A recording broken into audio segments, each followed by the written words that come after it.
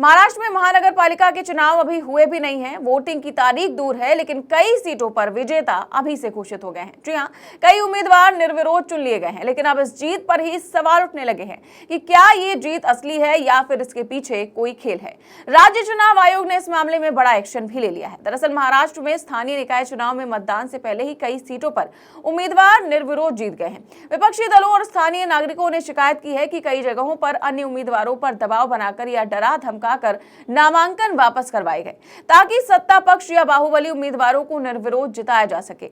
इन चुनाव में महायुति गठबंधन के 68 उम्मीदवारों ने निर्विरोध जीत दर्ज कर ली है। मतदान में भी वक्त है और ऐसे में महायुति को एक साथ इतने उम्मीदवारों के निर्विरोध जीतने पर सवाल उठ रहे हैं। महायुति के निर्विरोध जीते कुल 68 उम्मीदवारों में से सबसे ज्यादा बीजेपी के 43, एकनाथ शिंदे के नेतृत्व वाली शिवसेना के 19 और अजीत पवार के नेतृत्व वाली राष्ट्रवादी कांग्रेस पार्टी के 2 उम्मीदवार शामिल हैं।